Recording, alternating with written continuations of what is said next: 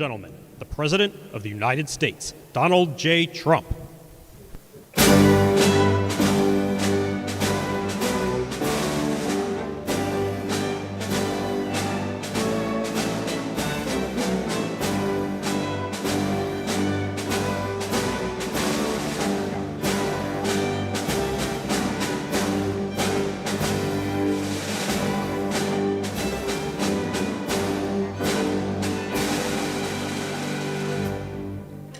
Thank you very much. Please, Susie.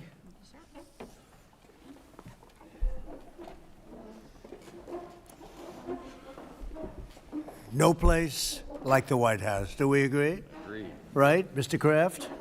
No place like the White House. Thank you very much for being here. Appreciate it. And we'll maybe discuss a couple of general topics. This is a board meeting for the Trump Kennedy Center, but we'll go into a couple of other things that we have the media present. It's always present, unfortunately, constantly. And I'll say a few words about what's happening in the Middle East. And if you have a couple of questions, we'll do that, and then we'll get on with our board meeting. So thank you very much for being here. We have a wonderful group of very, very smart, talented patriots at this table. Our powerful military campaign to end the threats posed by the Iranian regime continued in full force over the past few days. They have been literally obliterated. The Air Force is gone.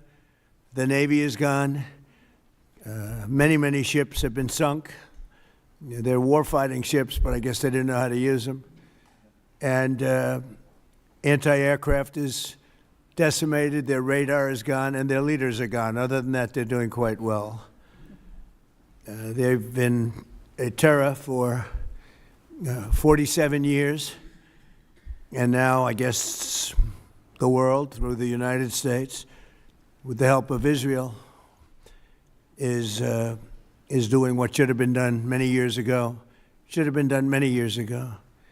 Since the beginning of the conflict, we've struck more than 7,000 targets across Iran, and these have been mostly commercial and military targets.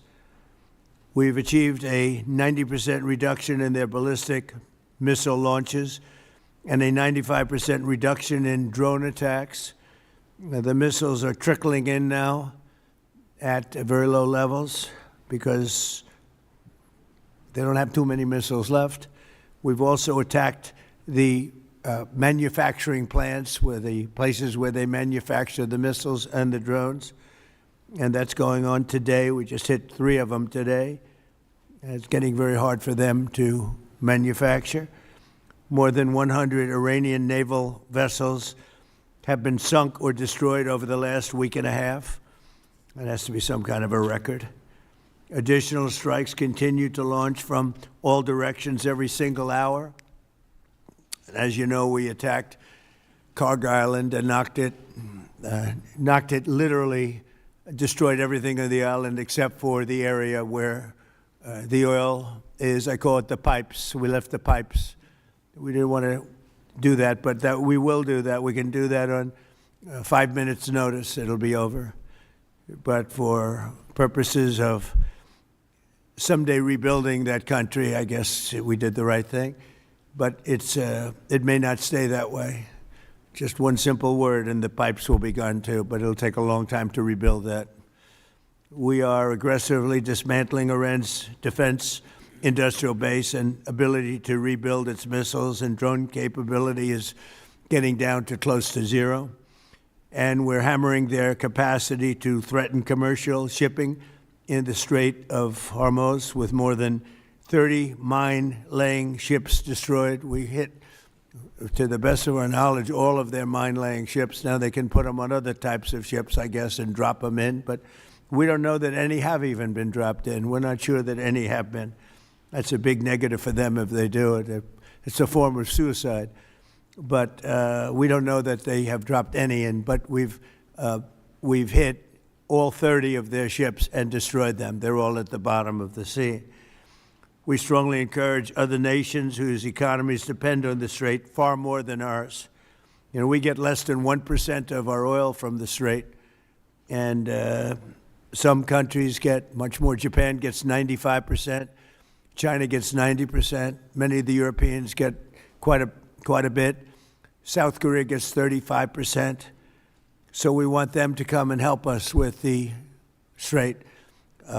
We have it in very good shape. The countries, I said, we've already taken care of Iran, but now, because of the fact that literally a single terrorist can put something in the water or shoot something or shoot a missile, a small missile, and it's fairly close range because it is a tight area, and which is one of the reasons they've always used that as a weapon. Iran has always used that as an economic weapon, and it's not going to be able to be used very long. Numerous countries have told me they're on the way. Some are very enthusiastic about it, and some aren't. Some are countries that we've helped for many, many years. We've protected them from horrible outside sources, and they weren't that enthusiastic. And the level of enthusiasm matters to me. We have some countries where we have 45,000 soldiers, great soldiers, protecting them from harm's way. And we have done a great job. And when we want to know, do you have any minesweepers? Well, would rather not get involved, sir. I said, for 40 years we're protecting you, and you don't want to get involved in something that is very minor. Very few shots going to be taken because they don't have many shots left. But they said, we'd rather not get involved. I just want the fake news media and everybody else to remember that was said, because I've been a big critic of all of the protecting of countries, because I know that we'll protect them, and if we ever needed help, they won't be there for us. I've just known that for a long period of time, just like I knew about the Strait, that it would be a weapon, which I predicted a long time ago. I predicted all of this stuff. You guys were very generous in that. I predicted all of it. I predicted Osama bin Laden would knock out the World Trade Center. I made that prediction a year before he did it. I said, you better get him. He's a bad guy. I watched him be interviewed one time, and I said, that's a bad guy. You better get him. 1 year before, exactly. I wrote it in a book. You can even check. About a year before the World Trade Center then came down, President Clinton actually had a shot at him, and he didn't take it, unfortunately. I'm not blaming him for that, but he didn't take it. And he ended up knocking down the World Trade Center, but I predicted that too. I predicted a lot of things. We strongly encourage other nations whose economies depend on the Strait for blood. I mean, these people literally need it. 95% of their energy or their oil comes out of the Strait, and they should be in here very happily helping us. And it's incredible. We have we're number one in oil by double now. We drill, baby, drill. We're double any other nation, and it's going to be soon triple any other nation, and that doesn't include Venezuela, who's been great. By the way, the relationship with Venezuela has been fantastic. Literally millions of barrels of oil are being taken out, and it's been a great help, and it's been to their great benefit. The president has done a really good job. We get along with him really well, but we've taken out millions of barrels of oil and brought to Houston and other places to the refineries. We have refineries set up specifically for that, and it's been a great relationship, and more and more is happening. It's a tremendous oil source, and we're stepping it up very rapidly. The big companies are going in, and they will actually, numbers in a pretty short period of time, numbers that they've never been able to do, we'll be doing. There's a lot of oil under that land. We strongly encourage the other nations to get involved with us and get involved quickly and with great enthusiasm. I have that from a number of them, and I'd like to say their names, but frankly, I don't know if they would want me to or not, because maybe they don't want to be targeted. But I say, wouldn't matter if you're targeted or not, because this is a paper tiger that we're dealing with now. It wasn't a paper tiger 2 weeks ago. It's a paper tiger now. So now we're going to get down to the reason. We'll take a couple of questions in a moment, but we're going to get down to the reason we're here today. Actually, this was set up a long time ago. It's the Trump Kennedy Center. Over the past year, we've made incredible strides to restore the true purpose and prestige of this revered institution. Together, we're going to ensure it remains the finest performing arts facility of its kind anywhere in the world. And I don't know that it ever really reached that stage, but it will over a period of time. We're rebuilding it. It's in very, very bad condition. It's been it's been somewhat of a disaster, to be honest with you. It's been let go to hell. That's what they've done. They did a poor job. They spent money in the wrong places. They built some theaters underneath that nobody uses, little ones, tiny theaters that cost $300 million. And the money was spent incorrectly, wrong. We're dealing with some networks on the possibility of renting those little theaters. Nobody's going to use them. They want the big halls. The halls are going to be incredible. They're in bad shape, but when they're completed, the bones are potentially something that could be unbelievable. So I want to, before we begin, I want to thank Rick Grinnell. He's been a friend of mine for a long time. He's been unbelievable. He was the ambassador, as you know, to Germany. There was no happier woman in the world than Angela Merkel. Angela.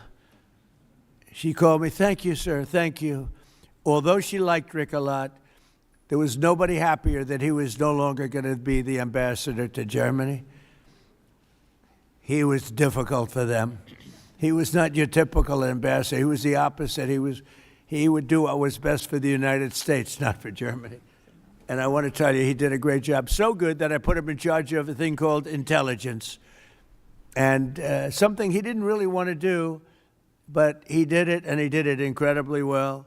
There were a lot of leakers. He found out the leakers. And when he didn't find out who the leaker was in a certain area, he fired everybody. And he went into one room where there was leaks coming out. These are long-term problems that these various places have had. And he said, "Who's the one that leaked this?" And they wouldn't admit it, so he fired the whole room. And he did a good job, I'll tell you. He was very good. And during this transition period, I asked Rick if he would run it, because we wanted to see. And if you remember when we first took it over, I didn't do it with enthusiasm. I did it because somebody had to do it. We had to turn it around because it was failing. It would have closed, and physically it would have almost fallen down. It was in very bad shape. The steel columns outside, as an example, were meant to be covered. You know, exposed steel is unusual to have in building. What I do best in life is build. I build buildings really well and under budget and ahead of schedule. That's what I do, unlike the Fed building, which is going to cost billions of dollars. It may never open. I mean, right now, we have a wonderful a wonderful new head of the Fed coming in. I don't know if he'll ever be able to occupy this complex that was destroyed by Jerome Too Late Powell. I call him too late because he's always too late with interest. Should cut interest rates. He should cut them right now. They should have a special meeting. What's a better time to cut interest rates than now? A third grade student would know that. But that's a terrible thing. But what I do is build. I build great stuff. And what we're going to do is, right outside. In fact, if you look behind me, see the nice gold curtains? If you want to look into a nice foundation and you want to see a lot of work, very deep, very, very deep for specific reasons, we have a magnificent ballroom being built, because this is the biggest room. And it holds like 98 people for dinner.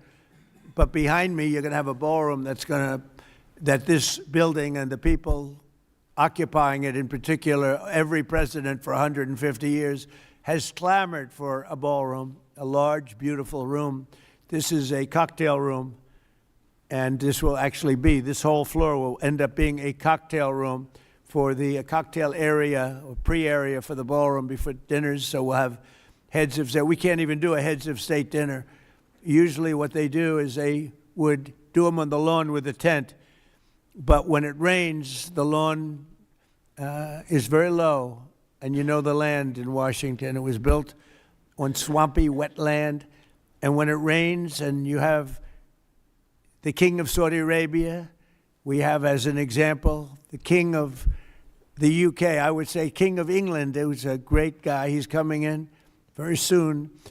And when it rains, you know what happened? The rain would go over their feet. It would be about 4 or 5 inches over their shoes. This was not good. So, and it rained a lot. So we're building, finally, because I do that. And by the way, no taxpayer money. I want to put that, zero. It's going to be, it's on time, on budget. It'll be under budget. Be literally, we're having it under budget other than we've upgraded it in terms of the marbles we're using. We're using onyx and stones that are incredible. But it'll be something really spectacular. I'm looking at Mr. Steve Wynn, who's over there. He built a spectacular building, and he knows Trump builds a spectacular building. I build better buildings than him. I don't care what he said. But Steve is over here, and he really, with his incredible wife, Andrea, and thank you both for being here. Andrea is on the board, and Steve is so in love with his wife, he asked whether or not he could come. And I can say the same thing for the great Bob Kraft. He's got a wife that's so wonderful. He said, do you think I could come? She didn't have to accept that, you know. She could have said no. But Bob said, I would like to come. So, Bob, we will not let you vote, although his vote would be a good vote. He will vote for the proper thing. But it's good to have you both here. These are two great couples that know a lot about the things I'm talking about, like fixing, whether it's building a stadium or building a building. We know they know how to do it. So thank you, Steve, very much. But we've made incredible strides over the past year. If you remember, I said I want to run it for a year just to see, because the place is falling down. It's horrible. Air conditioning, heating is going to be ripped out in its entirety, and it needs new. It's old. It's, how many years is it, Rick? What's the total? 50, almost, yeah, over 50. And we have 50-year-old air conditioning, more than that, actually. And it's in bad shape. Everything's in bad shape. It's got to be redone. So I said, let's run it for a year just to see how it works. It's better than, you can't just go into something and try and figure it out. And we figured it out over the year. And you have to close it, putting new marbles in, beautiful, beautiful marbles. When you do marbles, you can't have people walking over the marble every night as it's drying and setting and going to a play. So we thought the best way, what I know best in the world is construction. The best way to do it is close it, do it properly, and reopen it, have a grand reopening. And when it's finished, it's going to be far better than it was when it was originally built. When it was originally built, it was good. It has one thing that's very good. It has great sound. I think there's a lot of luck in sound. You have some of the big opera houses. I don't want to get involved with saying which one, but in New York, as an example, where the acoustics were never good, and they've ripped it apart 4 times and rebuilt it, and it was never good. The good thing about the Kennedy Center, the acoustics are good, and they'll only be enhanced based on what we're doing. A lot of it has to do with the stones and the stones you use, the marbles you use, et cetera. Over the past year, we've made incredible strides to restore the true purpose and prestige that this building will soon gain, I think, at a higher level than it had before.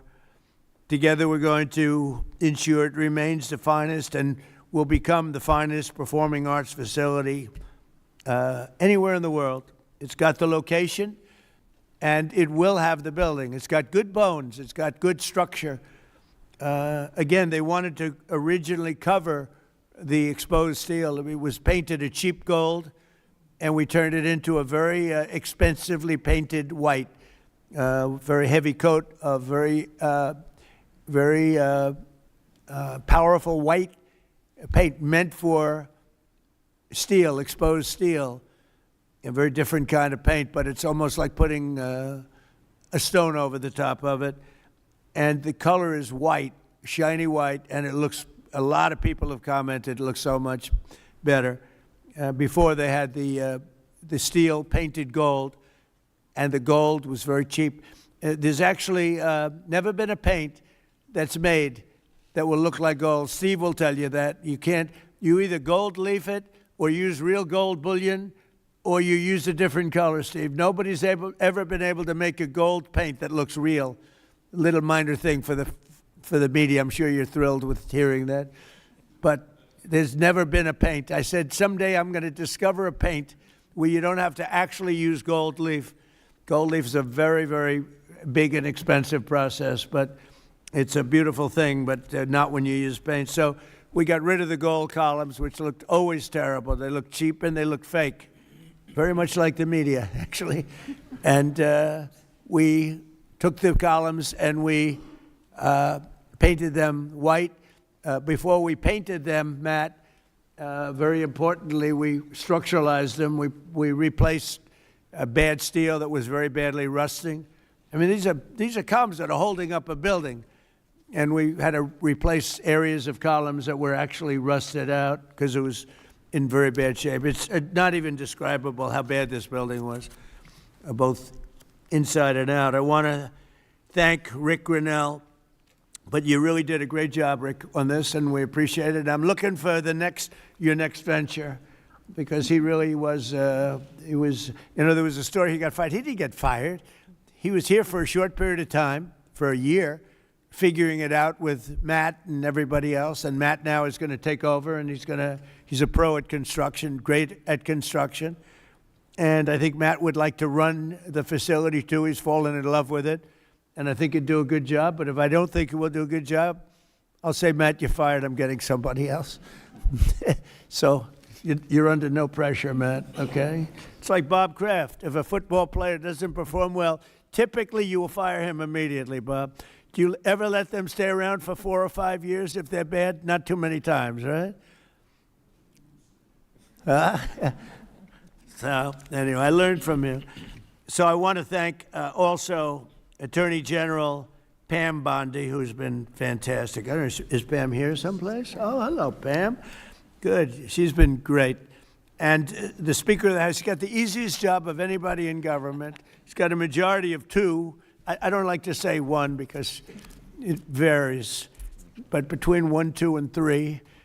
And I think you're the only man that's ever lived that's able to be very happy about it. In fact, when we get up to 3, every once in a while we get up to 3. Actually, for a period of time, we had it up to 4, and then we had a death. And death is very bad when you're the Speaker and you have a majority of 2 or 3. But we had a death, and then we had another death, and we had some things, and but we're looking very strong. We had one man who was very ill. It looked like he wasn't going to make it. I don't know. I won't mention his name. Should I? Do other people know his name? Do you want to mention it? He'll be proud. Go ahead. Tell him the story. Okay. Well, thank you, Mr. President. Congressman Neil Dunn of Florida had some real health challenges, and it was very serious, and had a pretty grim diagnosis. And I mentioned it to the president, and I said, Congressman Dunn is a real champion and a patriot because he's still coming to work. And if others got this diagnosis, they would be apt to go home and retire. And what was the diagnosis? It was, I think it was a terminal diagnosis. He would be dead by June. Okay, that wasn't public, but yeah, okay. That's it was grim. That's what I was going to say. I don't think with a heart problem, by the way. This was a heart problem. Right. So, long story short, the president called him to encourage him and thank him, and they had a conversation. And the president mentioned in the course of the conversation, I ought to get my doctors involved, and they did. And within a number of hours, they took him to Walter Reed Emergency Surgery. The man has a new lease on life. He acts like he's 30 years younger, and he walked into the conference meeting, and we thought we'd seen a ghost. And I spoke with him over the weekend, and he's encouraged and thankful, and he thanks the president for his leadership and intervention. And thank you. He actually called Mike. Mike called me and he said, "Sir, we're up by 3, but we're going to lose 1 by June." I said, "Who?" "Neil Dunn. He's a great congressman. Incredible." He called to say that he was terminal, really bad heart. There's nothing they can do. I said, that's bad. Number one, it was bad because I liked him. Number two, it was bad because I needed his vote. But he really said, Mike, I'm going to last this out for the president and you, and however long I live, I mean, it looks like June is the time, but however long I live, I'm going to be voting for you. I mean, how many people are going to say that? Most of them are going to say, Mike, I'm retiring immediately. That's the end. He's an extraordinary But man. he didn't do that. It was really impressive. And then I realized I have doctors in the White House. The White House doctors are incredible. And they've helped me with other people. They're helping me with people right now. People that are very sick are like they're miracle workers. And I said, I have to call them. And I called the two doctors. They're both great. And they immediately went over to see the congressman. And he was on the operating table like 2 hours later. Yeah. And it was a long operation. They gave him more stents and more everything that you could have. I think he's got everything that you could possibly have. And they called up. They said, sir, I think he'll be fine. I said, you got to be kidding. He said, I think he'll be fine. And Mike was telling me the story that the other day he came into a meeting for the first time in a long while. Go ahead. Well, it was incredible. I mean, he has a new lease on life. He has more energy than a man half his age, and very encouraged and encouraged all of us. So, again, a testament to great leadership. And my hat's off to Neil Dunn and his beautiful wife and family. He's an extraordinary individual. And just, because I don't want to have a terrible story about this, I did it for him first and for the vote second. But it was a close second, actually. But I did it for the vote second. All right? I want to also introduce Susie Wiles, who's fantastic. She's our chief of staff. And she's an amazing person, an amazing fighter. And she announced a minor difficulty, which will be in good shape. Good shape he'll be around for a long time. She had a diagnosis, you probably saw it. And she's going to take care of it immediately, as opposed to waiting. She said, let's do it now. I said, do it immediately. Because with that particular ailment, the faster the better. That's the only thing I know about it. The faster the better. She's going to do it immediately. So she just started, actually. And she's going to be in great shape. The prognosis there is excellent, beyond excellent. So, Thank you, sir. but who needs it, right? That's right. Who needs it? So before we took over, just a year ago, this wonderful place was literally on the verge of collapse, both from a financial standpoint, maybe more from a financial standpoint, but also from a physical standpoint. Necessary maintenance has been ignored. The programming was very woke and out of touch with reality. And we had an orchestra that lost like $18 million a year, and they subsidized it every year. So what kind of an orchestra loses 18? And I'm being nice when I say 18, it was much more. And I started looking at the programming. They had tremendous union difficulties, like 19 different unions, and driving everybody crazy. And I think the unions are going to be great. I've always gotten along with unions. As you know, I got great union support. But you had 19 unions. Every time somebody wanted to put on a play, they had to deal with 19 different groups of people. And they say it was like Broadway, but worse. And you don't get worse than Broadway when it comes to the unions. I've watched that for many years. The programming was terrible. And they had a budget deficit of about $26 million minimum, owed a lot of money, were out borrowing money, which is a lot of people don't understand. So under the leadership of this exceptionally talented and rich board, it's a very rich board, not everybody, but most of you are loaded. Ike Perlmutter's got so much money. Look at Ike Perlmutter. He ended up being the largest owner of Disney. Started with, was it $100 or less? It was a little less, Ike, right? He didn't speak English, and he became the largest owner of Disney, right?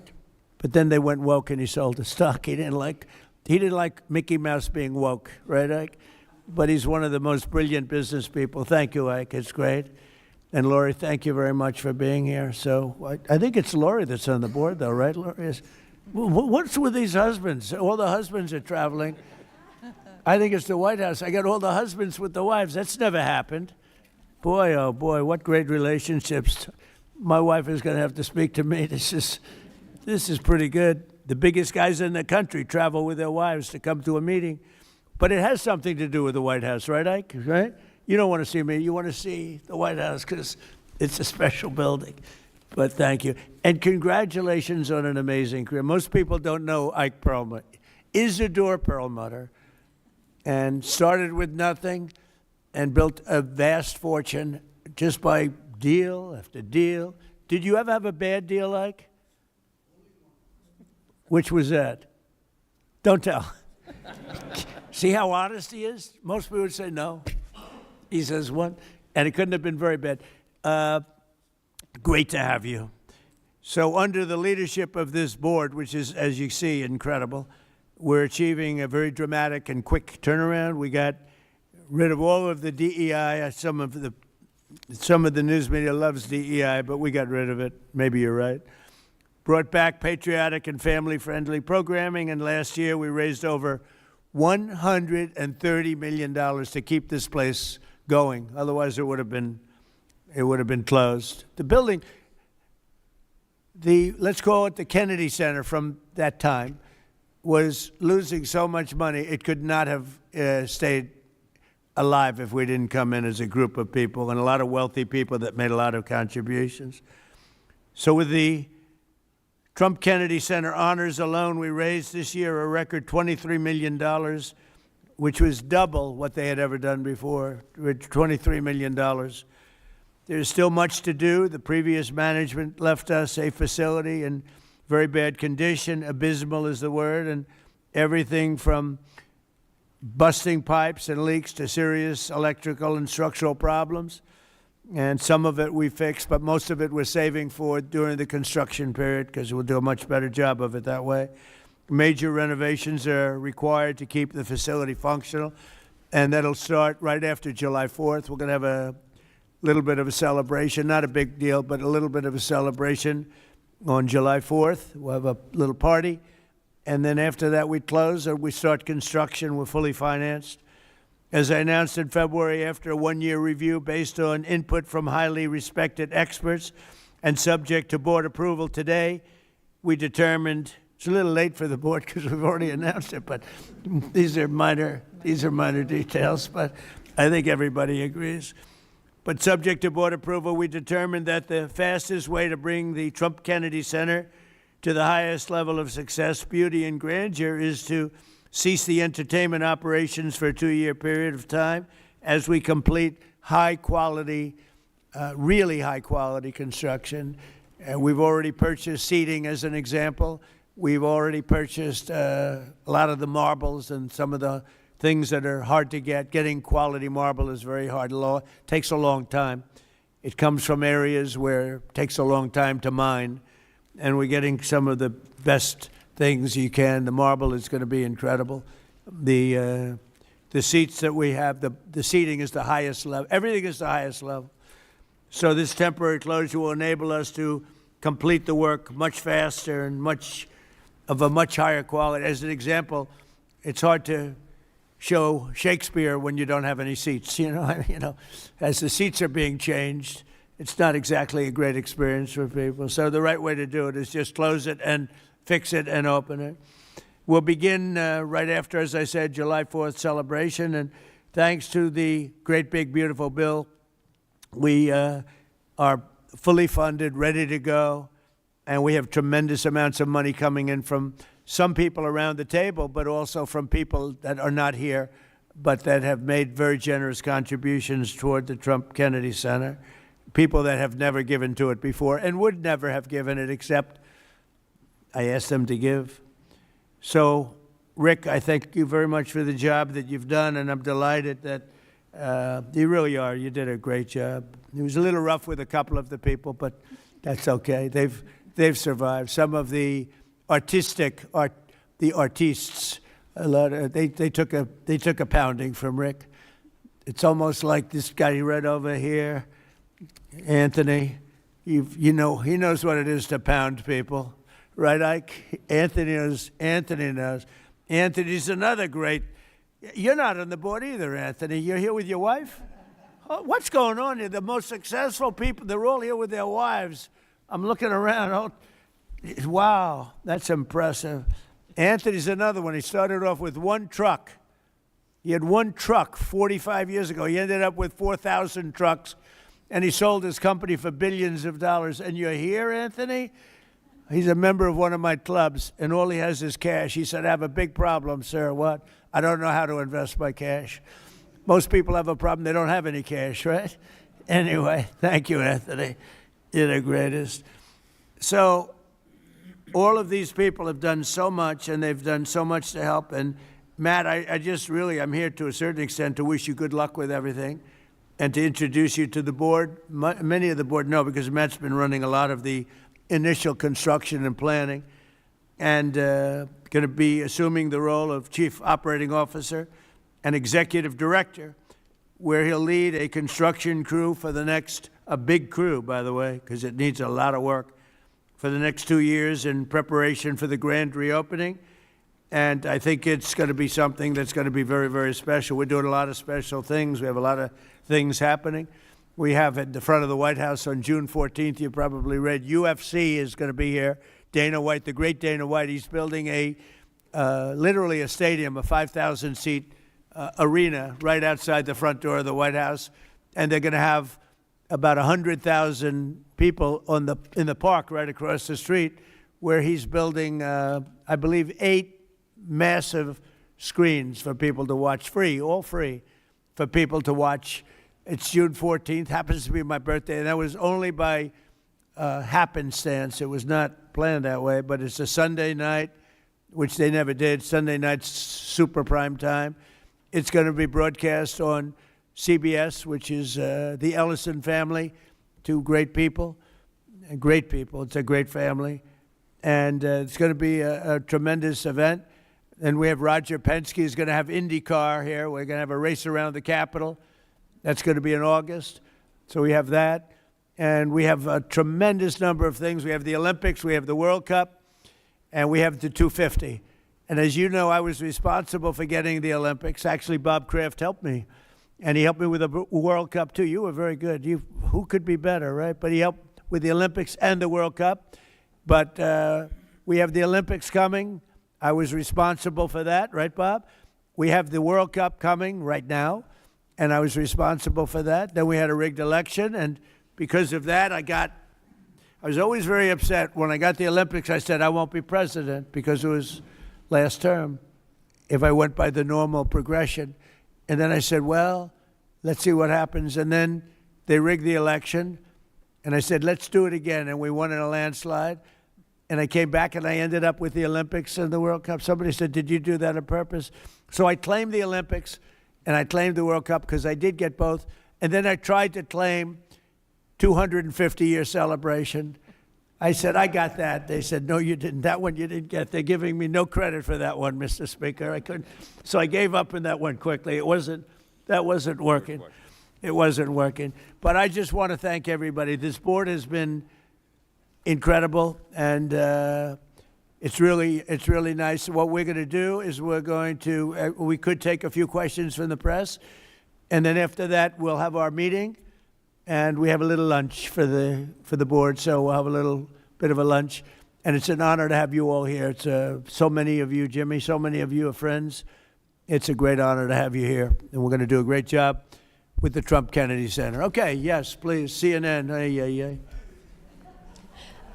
Thank you, Mr. President. I'm not CNN, I'm Daily Wire, but thank you for the question. Numerous countries have told me they are on their way. Can you give us a hint what they are, what that entails, how soon they might be there? You mean who are the countries? Yes, sir. I'd rather not say yet, but we'll be announcing Marco Rubio and the various people that are doing that will be announcing.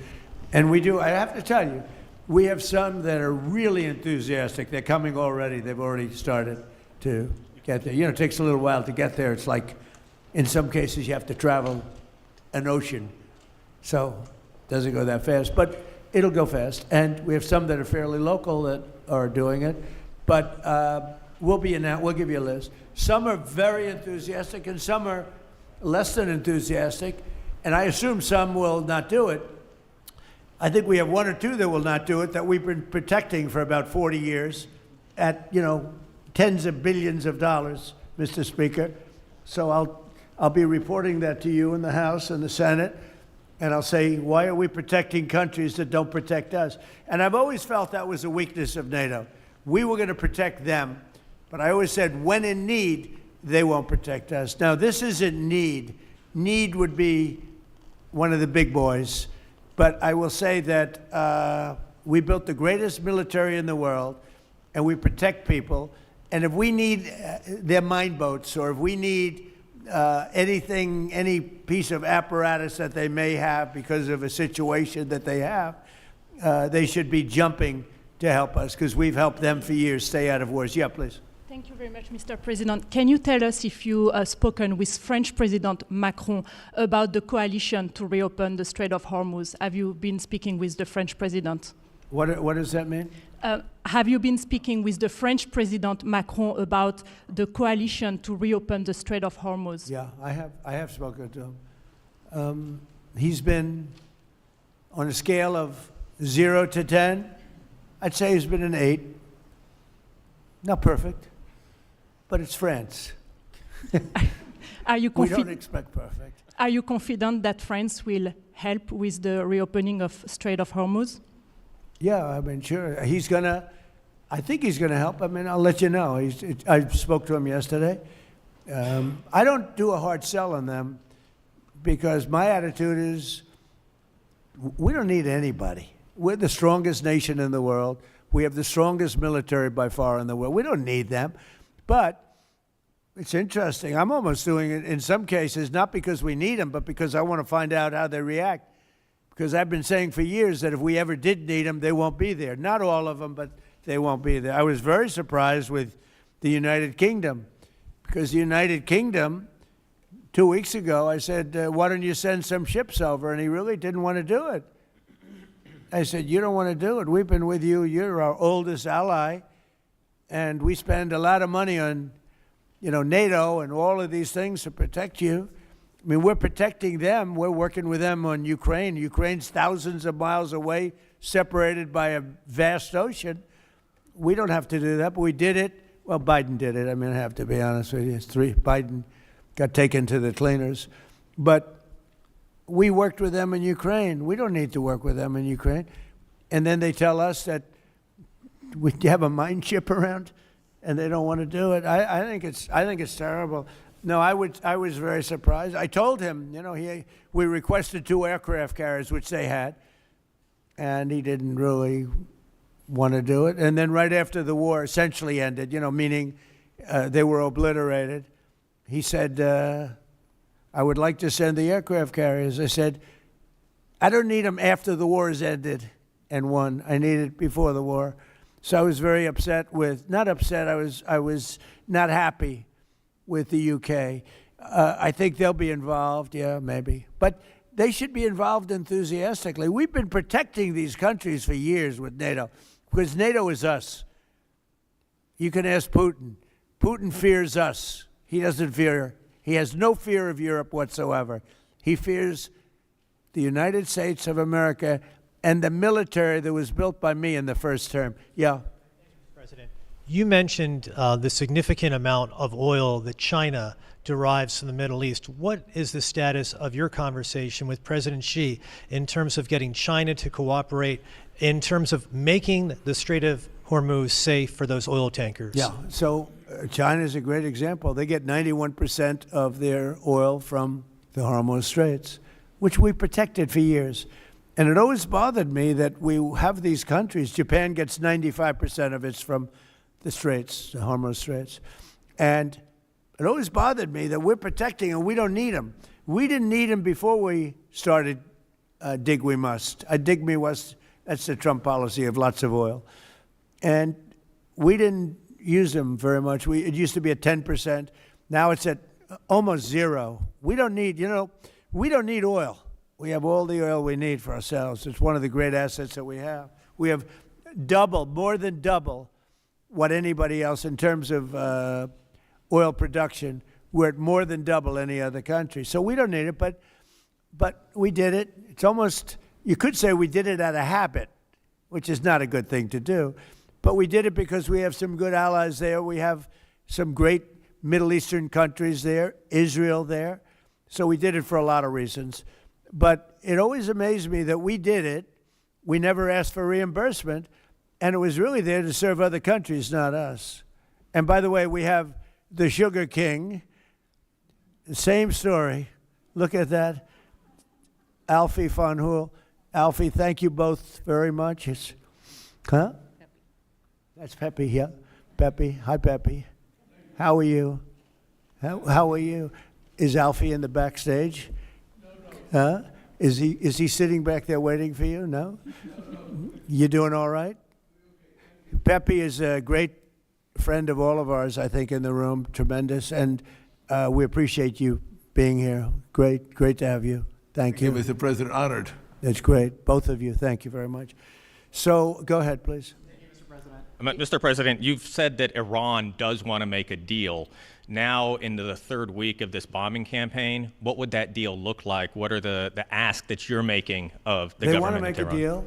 They're talking to our people.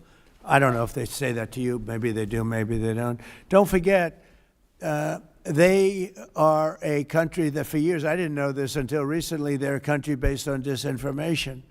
And now they're using disinformation plus AI. And that's a terrible situation. That's a terrible situation. They showed all sorts of things happening in the last 2 weeks that never happened. Between their kamikaze boats that don't exist, between blowing up the aircraft carrier, one of the great ships in the world, the Abraham Lincoln, on fire. They showed it on fire. I called the general. I said, General, what's with the Abraham Lincoln? It looks like it's burning down. No, it's not burning down. Not a bullet was ever fired at it, sir. They know better.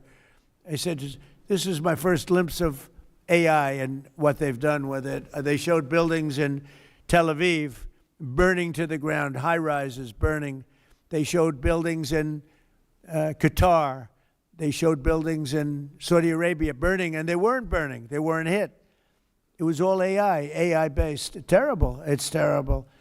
And I think that's the only thing they do well. They're negotiating, and we always talk. When, somebody said, well, would you talk? Why would you even talk to them? I talk to everybody because sometimes good things come out of it. But I don't know if they're ready yet. They're taking a pounding. I don't know if they're ready yet. And we don't even know their leaders. Look, all of their leaders are dead, as far as we know, but they're all dead. We don't know who we're dealing with. We knocked out the first group. Then the second group met, 88 met to pick the leader because the first group was all dead. And the second group got knocked out. They're all dead. Then a third group met. I would think they're a little nervous about meeting. I don't know if they're nervous. Maybe they're not. Maybe they're crazy. If they're not nervous, then they're crazy. But we met with the next group, but we don't know who their leader is. We have people wanting to negotiate. We have no idea who they are. Yeah, please, Peter. Thanks, President Trump. What are your advisors telling you about the Ayatollah's son, the new supreme leader? What are they telling you about him? Well, it's not only them, it's you people. I mean, a lot of people are saying that he's badly disfigured. They're saying that he lost his leg, the one leg, and he's been hurt very badly. Other people are saying he's dead.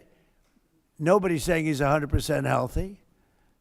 And he hasn't spoken because the Ayatollah would sit and he'd spew hate from a form of a throne. Not as nice as a throne. I like the English throne much better. But it was a fancy chair. But he'd spew hate from his chair. But you'd see him a lot, right? This one we haven't seen at all. So that could be for a lot of different reasons. We don't know, Peter, if he's dead or not. And now that you've announced... I will say this, nobody's seen him, which is unusual. Something else. Now that you've announced that the U.S. has destroyed all of Iran's mine-laying ships, Why can't the U.S. just immediately reopen the Strait of Hormuz? Well, we could, but it takes two to tango. We have to get people to take their billion-dollar ship and drive it up. If when Pepe has his big sugar ships coming around and they cost $1 billion, and we say, I think it's okay now, Pepe, take your ship, drive it through the Strait of Hormuz. He may say, let me wait a little while, because it takes ship owners, and these ships are very expensive. They could cost up to $2 billion. So they don't want to take a chance that, gee, I think you'll be okay. They got to know it. So they don't have to set, we don't know if they even set any mines. But the thought that they may have is enough to keep people from saying, we don't need it. Now, we are pounding that area, that coast, as you know, left side. We're pounding it, like really pounding it hard. And again, they may have no mine set. We hit every one of their mine droppers. They call it the mine layers, right? The ships. They're pretty sophisticated ships. Every one of them is gone. But it only takes one. So it's a little unfair. You win a war, but they have no right to be doing what they're doing. But we're hitting them very hard. And today is a big day where we're pounding a certain area that has very much to do with the strait. And I think we'll get it going very soon. In addition, we do have other nations coming in. You need people to watch and people to see. We have other nations coming in. Yes, please. If the United States is working to secure the Strait of Hormuz for the benefit of other countries like China, and our allies aren't yet stepping up to your standard, is the United States getting back to being the world's policeman? Look, the United States should not be very much involved. They can on a certain basis. They've been doing it for a long time.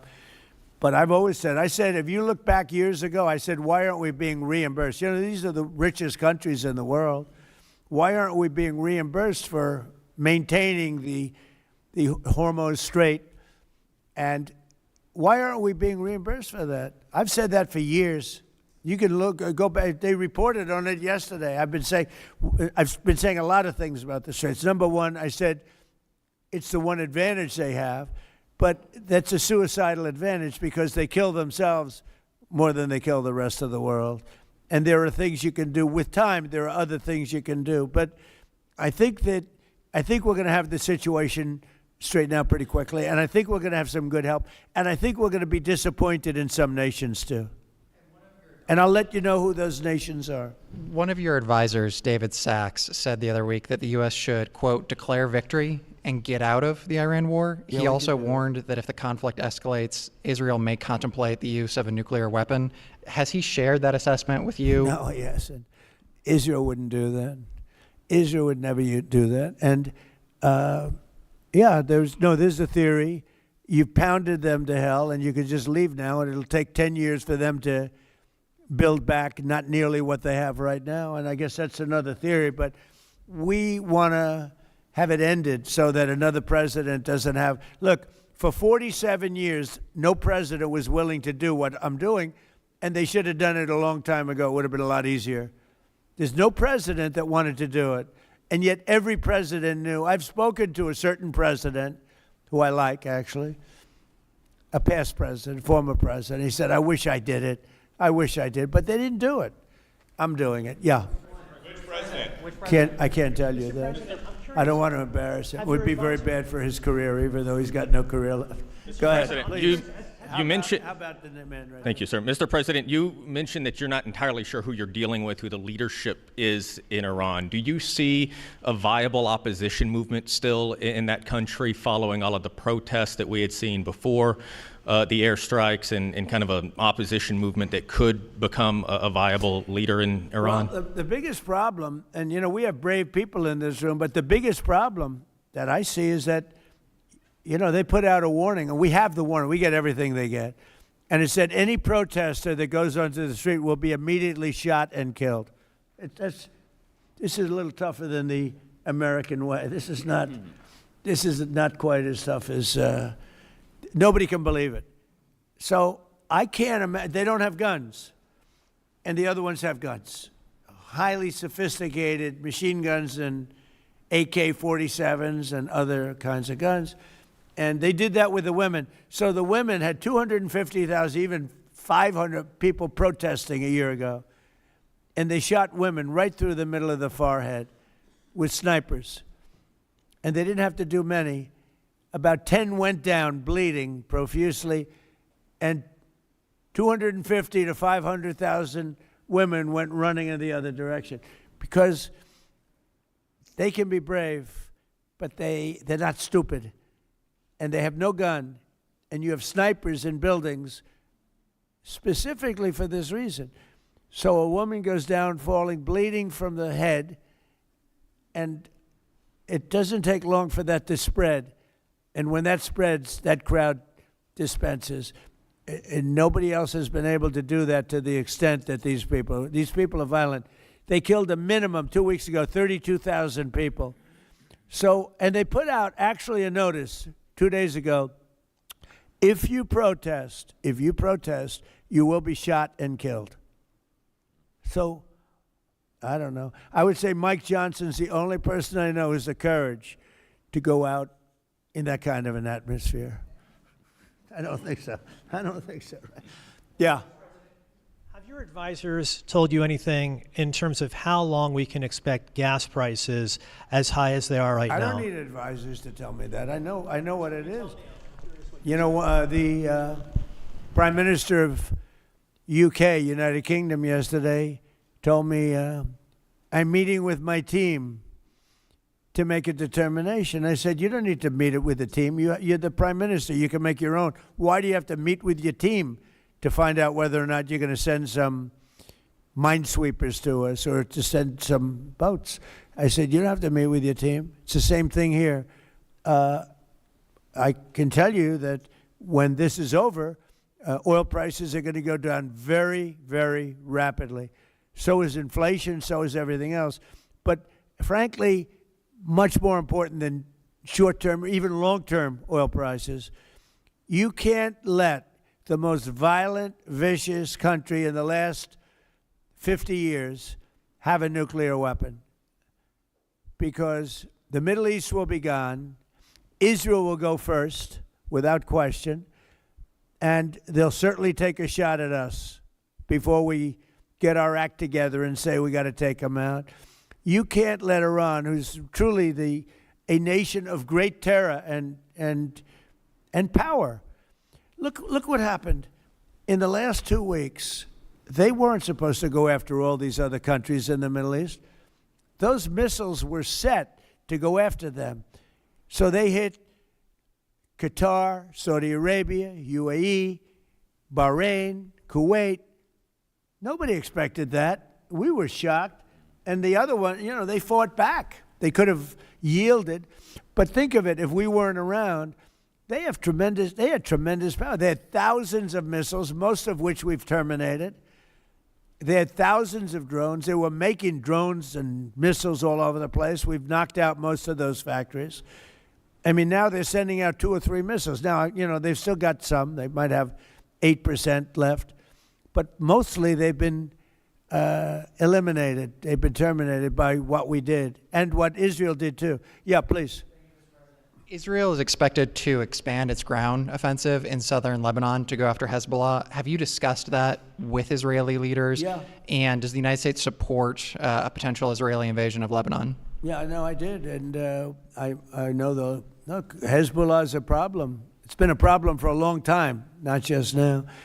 And it's a certain area, because I was with the other night a person whose parents live in Lebanon. This is a very substantial person, wealthy person, whose parents live in Lebanon. I said, really? How do you live in Lebanon? Your parents are living? Oh, yeah, they live there. And over the years, they've gotten used to the fact that it's being bombed. But they explained to me that it's really a different section of Lebanon. It's the section where Hezbollah is. And they get used to it, I guess. I don't know. I mean, people live in Ukraine. You would think they wouldn't live in Ukraine, but they live in Ukraine. I don't know that I'd do that. but they live in Ukraine, they live in Lebanon. Hezbollah is a big problem, and they're rapidly being eliminated. Thank you very much, everybody. I appreciate it.